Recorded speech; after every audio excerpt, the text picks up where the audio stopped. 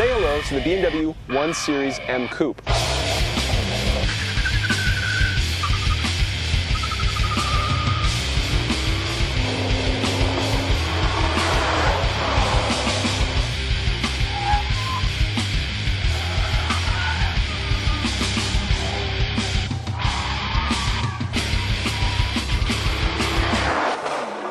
This is the smallest and lightest M car you can buy right now, and it also has the most powerful straight six ever offered in an M, with 335 horsepower and 332 pound-feet of torque. Now that changes to 370 pound-feet when you activate overboost.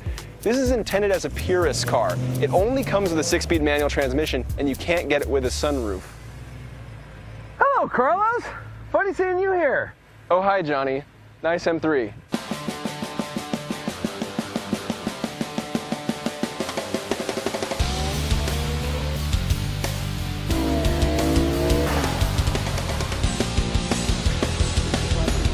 I see you brought the kiddie version. And you're in the Fat Man. This fat man's gonna wipe the road with your little munchkin. I don't think so, Johnny. Oh, I think so. I challenge you, sir, to a duel. That's it. It's on.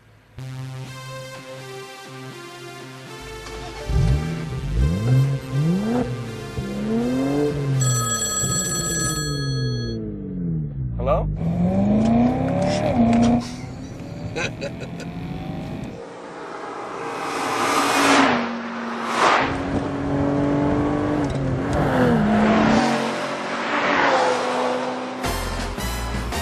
So how's Frankenstein Jr. doing back there?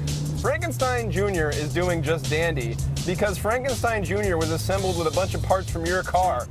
It's true, it has a bunch of parts from my car, but let's think about this. I have 8 cylinders, you have 6 cylinders. You have 1 clutch, I have 2 clutches. You have 7 gears, I have 6. Let me educate you on another number, 37. That's how many more pound-feet of torque I have. But get this, 370 pound-feet of torque. That's almost 100 more than you have. How long do you get that extra torque for? Long enough to show you my taillights, Batman. And how fast does that thing go down the quarter mile? The same speed yours will do it. So in other words, you don't even have enough torque to really go an entire quarter mile. They only give you like 7/8 of a quarter mile, which is some horrible BMW fraction. I tell you what, when I don't have 370, I still have 37 more pound-feet of torque than you do. Uh-huh, but how much horsepower you got? 335. That's interesting because I have 414. When we tested these cars, they both hit 60 at the same time, 4.2 seconds. Now what? Your car's just a little bit lighter, but I mean... Little bit, 300 pounds. 300 pounds lighter. Not only is it 300 pounds lighter, it's also shorter. Its wheelbase is 5 inches shorter than your car. Yeah, so it rides worse. By the way, I almost weigh 300 pounds. That's nothing. Now, I gotta ask you this. How high does your engine rev? Does it matter? I'm sorry, I can't hear you. I was doing 8,000 RPMs just then.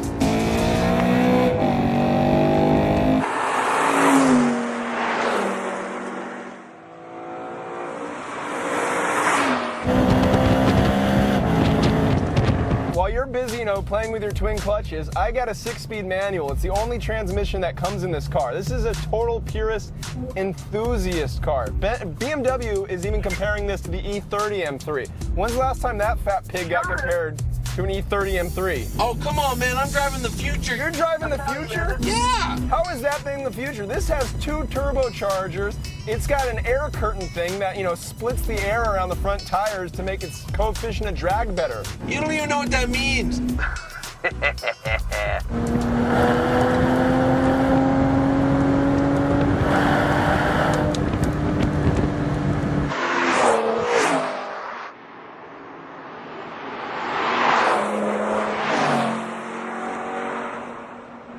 You think a current M car is like a race car? Have you checked the weight on that M3? It's 3,500 pounds. Yeah, well, this is a very civilized street car. That's the problem with it. It's a very civilized street car. It's made for your Starbucks and for your groceries. Look, Carlos, I gotta tell you, despite your car looking like a hunchback dwarf, it's pretty quick.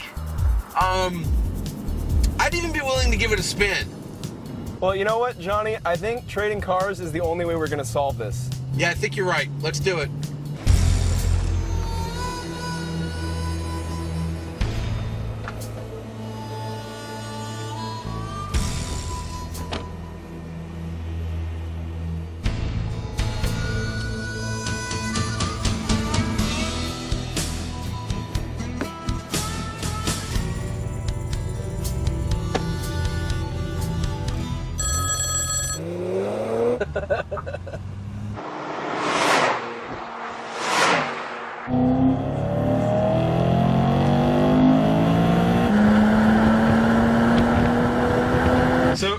I gave you a lot of flack for this twin clutch DCT transmission, but why didn't you tell me it has metal paddles? These things are so much fun to play with.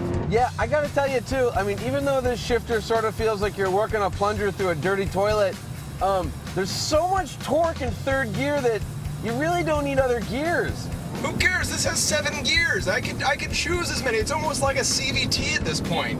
Although better, because it's fun. Yeah, and I like how tossable this thing is. Shift lights? This thing has shift lights. Yeah, but what about this 1 Series Coupe M or whatever the hell they're calling it? Like, this thing is it's just great. It's like a little, not go-kart, but like, it's just fun. Johnny, I have a button that says power.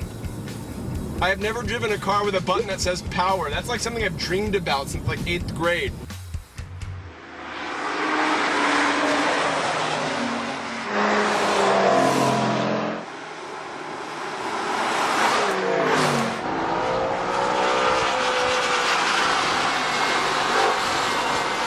You know, Johnny, I kind of get what you're saying. I'm looking at that 1M in the rear view, and it kind of makes me want to rip this mirror off the windshield.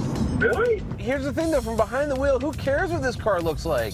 It really handles wonderfully. Well, have you seen Cars? It looks like it belongs in Cars. It's really cute, and I don't think an M should ever be cute. And yet that one is. It's a problem. Huh. Well, looking at your car, it looks aftermarket, man. Like, it's like they bang the exhaust on, carbon fiber roof. I mean, talk about tacky.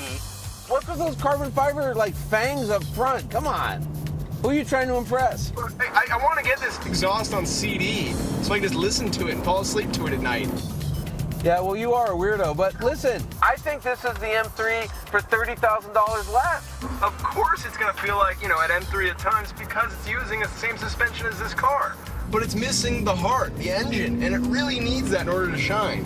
This is the last naturally aspirated, high-revving V8 we'll see in an M car. And it's kind of sad because this engine is so fantastic. I don't even know how it made to production, the way it reacts, and the way it sucks down fuel and all that. But you know what? I don't care. It's worth that money.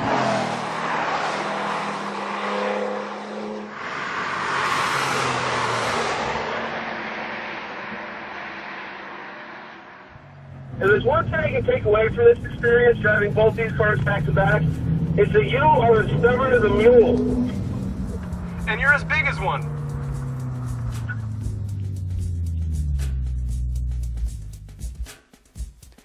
Johnny, Carlos, what do you think?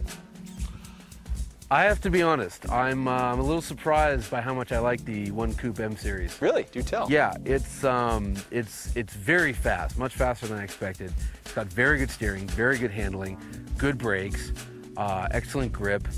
Sounds okay. I think its problem is that M badge, because when you go to the M3, instead of being very good, it has excellent sound, it has excellent steering, it has excellent handling, it has excellent grip. It's a superlative car that I'm still going to be talking about in like 20 years. So, what do you think? Well, it's weird that you say that because I completely agree. The M3 is such a phenomenal driver. It's the one I'm going to be telling my kids about. Everything about the way it handles, the way it steers, the way the engine sounds makes me just want to drive it more. The 1M, though it has a wonderful powertrain, though it hugs the road so tightly, it just doesn't feel special. So we're in complete agreement here. Really? You and I are in lockstep agreement about 2 cars? Yeah. It's a little A little awkward.